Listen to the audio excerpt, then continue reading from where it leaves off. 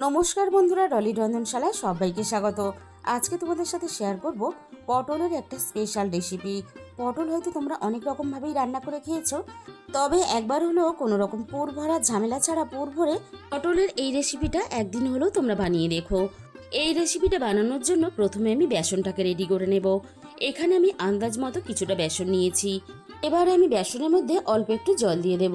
প্রথমেই কিন্তু অনেক পরিমাণ জল দেবে না, তাহলে ব্যাটারটা পাতলা হয়ে যাবে। বেসনটা যদি এইভাবে একটু ভিজিয়ে রেখে দেওয়া হয় তাহলে সুন্দরভাবে কিন্তু বেসনটা ফুলে উঠবে, আর তার জন্য রেসিপিটা বানাতেও সুবিধা হবে আর খেতেও ভালো লাগবে। এবার আমি বেসনটা একটা সাইডে রেখে দেব। আর এই রেসিপিটা বানানোর জন্য আমি বেশ কয়েকটা পটল নিয়েছি, আর পটলটা দেখতেই পাচ্ছ অল্প অল্প খোসা রেখে আমি ছাড়িয়ে নিয়েছি। কোনো রকম পুর ভরার ঝামেলা ছাড়া পুর ভরে এত সুন্দর যে একটা রেসিপি তোমরা খুব সহজে বানিয়ে নিতে পারো, তোমরা কিন্তু না দেখলে বিশ্বাস করবে না। বন্ধুরা, সামনেই কিন্তু জামাই ষষ্ঠী, আর জামাই ষষ্ঠীর স্পেশাল পটল ভাজা হিসাবে এই রেসিপিটা কিন্তু তোমরা খুব সহজে বানিয়ে নিতে পারো। সবগুলো পটল আমি মাঝখান থেকে প্রথমে 2 পিস করে কেটে নেব।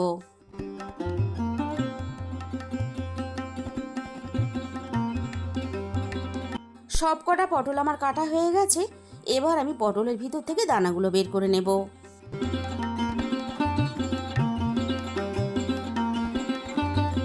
পটলের দানাগুলো খুব কচি, তাই কিন্তু আমি পটলের দানাগুলো ফেলবো না, রান্নাতেই ব্যবহার করব। এবারে আমি পটলের মধ্যে স্বাদ মতো লবণ দিয়ে দেব। লবণ দিয়ে যদি পটলটা একটু মেখে রেখে দেওয়া হয় তাহলে পটলটা অনেকটা নরম হয়ে যাবে।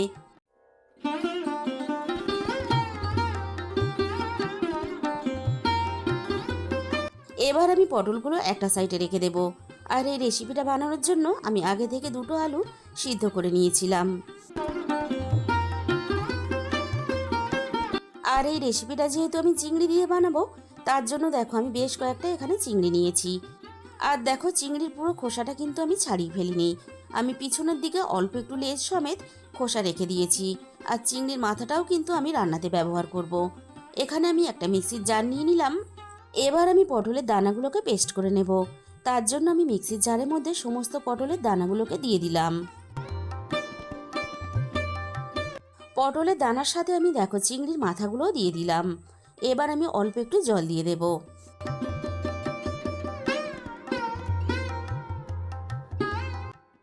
পটলের দানা আর চিংড়ির মাথাগুলো আমি একসাথে বেশ ভালোভাবে দেখো একটা পেস্ট বানিয়ে রেডি করে নিলাম। তাহলে চলো রান্নাটা আমি কিভাবে করেছি এবার সেটা দেখে নেওয়া যাক। প্রথমে আমি কড়াইয়ের মধ্যে প্রয়োজন মতো সর্ষের তেল দিয়ে দিলাম। তেলটা খুব ভালোভাবে আমি গরম করে নিয়েছি। এবার আমি পটলগুলো ভাজার জন্য তেলের মধ্যে দিয়ে দেব।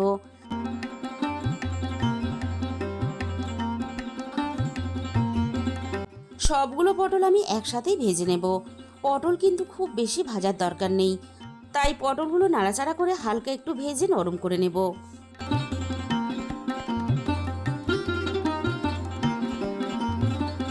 পটলগুলো দেখো বেশ ভালোভাবে নরম হয়ে গেছে, এর থেকে বেশি আর ভাজার দরকার নেই। এবার আমি সমস্ত ভাজা পটলগুলো কড়াই থেকে নামিয়ে নেব।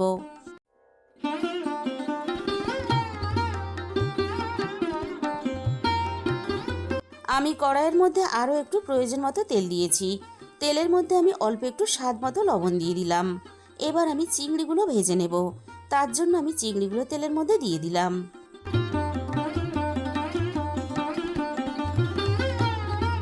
এবার আমি চিংড়িগুলো নাড়াচাড়া করে বেশ ভালোভাবে একটু লালচে রং ধরিয়ে ভেজে নেব।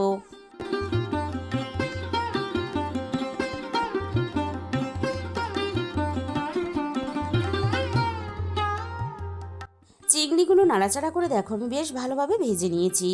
এবার আমি সমস্ত ভাজা চিংড়িগুলো কড়াই থেকে নামিয়ে নেব।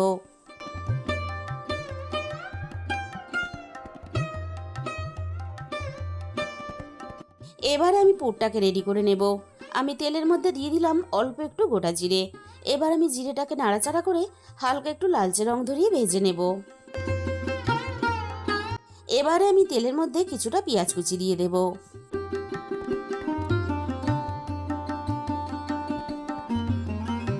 এবারে আমি পেঁয়াজটাকে নাড়াচাড়া করে বেশ ভালোভাবে নরম করে লালচে করে ভেজে নেব।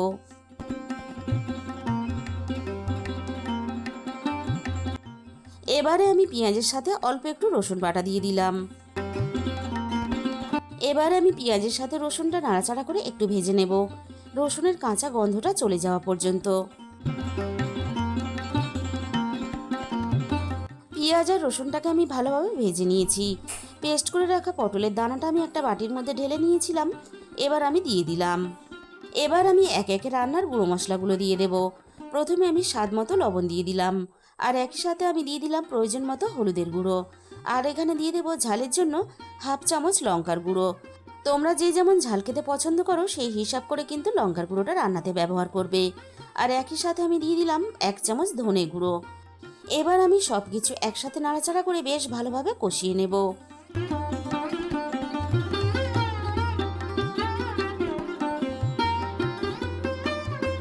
3-4 মিনিটের মতো নাড়াচাড়া করে আমি সব কিছু একসাথে বেশ ভালোভাবে কষিয়ে নিয়েছি। এবার আমি সিদ্ধ করা আলুগুলো এইভাবে একটু ভেঙে দিয়ে দেব।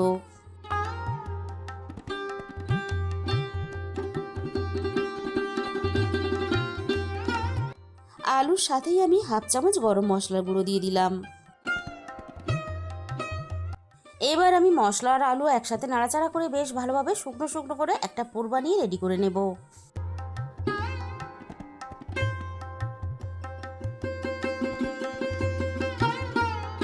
বন্ধুরা, একদিন হলেও তোমরা বাড়িতে বানিয়ে দেখো, খেতে কিন্তু দারুণ টেস্টি হয়।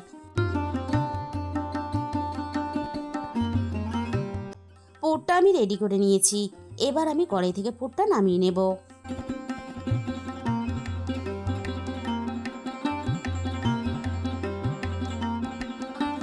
আর দেখো, বেসনটা ভিজিয়ে রাখার জন্য বেসনটা খুব সুন্দরভাবে নরম হয়ে গেছে। এবার আমি বেসনের মধ্যে দিয়ে দিলাম অল্প একটু কালো জিরে, আর একই সাথে আমি স্বাদ মতো লবণ দিয়ে দেব। এবার আমি এখানে অল্প একটু হলুদের গুঁড়ো দিয়ে দেব। এবার আমি বেসনটাকে ভালোভাবে ফেটিয়ে নেব। আর এখনই কিন্তু আমি জল দেব না, যদি জলের প্রয়োজন পড়ে তবেই কিন্তু আমি জলের ব্যবহার করব। বেসনটা আমি ভালোভাবে ফেটিয়ে নিয়েছি, খুব বেশি গাঢ়ও না আবার খুব বেশি পাতলাও না, এরকম করে বেসনটাকে রেডি করে নিতে হবে। এবারে আমি পটলের ভিতরে পুরটা ভরে নেব। আর ঠিক আমি যেভাবে পুরটা ভরবো, তোমরা যখন বানাবে তখন এইভাবেই পুরটা ভরে নেবে, একটুও পুর কিন্তু ভিতর থেকে বেরিয়ে আসবে না।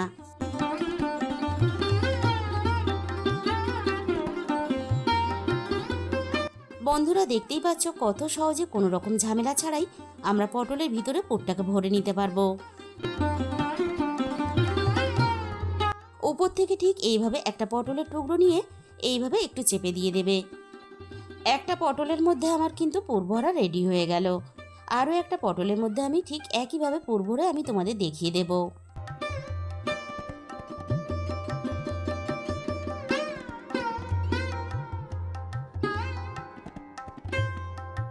আর ঠিক এইভাবেই কিন্তু আমি সবগুলো পটলের পুর ভরে রেডি করে নেব। অনেকগুলো পটল, তাই একসাথে সবগুলো পুর ভরে তারপরে আমি তোমাদের কাছে আবারও ফিরে আসব। সবগুলো পটলে দেখো ঠিক একইভাবে আমি পুর ভরে রেডি করে নিয়েছি। এবারে এটাকে একটা সাইডে রেখে দেব। এবারে আমি একটা একটা করে পটল নিয়ে বেসনের মধ্যে কোট করে নেব।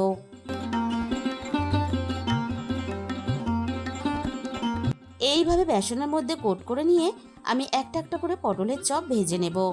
আগে থেকেই আমি দেখো সাদা তেল কিছুটা গরম হতে বসিয়ে দিয়েছিলাম।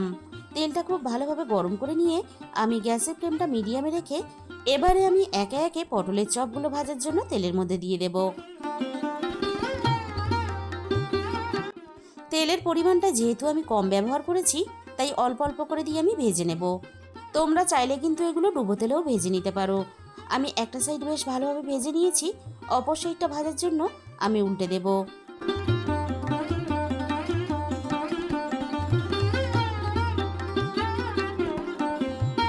প্রথম ব্যাচের চপগুলো আমার ভাজা রেডি হয়ে গেছে।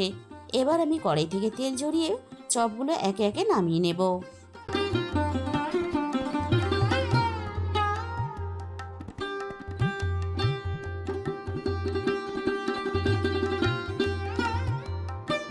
ঠিক একইভাবে আমি বাকি চপগুলো ভাজার জন্য একে একে তেলের মধ্যে দিয়ে দেব।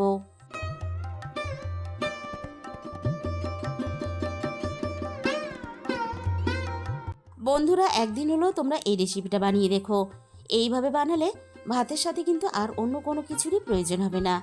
গরম গরম ভাতের সাথে এরকম একটা চপ থাকলে পুরো ভাতটাই কিন্তু খাওয়া হয়ে যাবে। তাছাড়া বাড়িতে কোনো গেস্ট আসলে এইভাবে বানিয়ে কিন্তু চা বা কফির সাথে তোমরা পরিবেশন করতে পারো। সবগুলো চপ কিন্তু আমি ঠিক একইভাবে ভেজে রেডি করে নিলাম। ঠিক একইভাবে আমি কড়াই থেকে তেল ঝরিয়ে নামিয়ে নেব। এবারে আমি একটা প্লেটের মধ্যে পরিবেশন করে তোমাদের দেখিয়ে দেব। তাহলে বন্ধুরা, আজকের এই রেসিপিটা ভালো লাগলে ভিডিওতে একটা লাইক করে দিও, আর নিজেদের বন্ধুদের মধ্যে শেয়ার করে দিও, আর কমেন্টের মাধ্যমে জানিও তোমাদের কেমন লাগলো। আর যে সমস্ত নতুন বন্ধুরা এখনও পর্যন্ত আমার চ্যানেলটা সাবস্ক্রাইব করনি, এরকম নতুন সহজ ঘরোয়া রেসিপি পেতে আমার চ্যানেলটা সাবস্ক্রাইব করে আমার পাশে থাকার অনুরোধ রইল। আর তার সাথে সাথে পাশে থাকা বেল আইকনটা ক্লিক করে অল করে দিও। তাহলে আমি যখনই কোনো নতুন রেসিপি আপলোড করব, সবার আগে তোমার কাছে পৌঁছে যাবে। আর তোমাদের মূল্যবান সময় দিয়ে আমার এই রেসিপিটা এতক্ষণ সময় ধরে দেখার জন্য তোমাদের সবাইকে অসংখ্য ধন্যবাদ। আজকে তাহলে এই পর্যন্ত। দেখা হবে অন্য কোনো নতুন রেসিপির সাথে।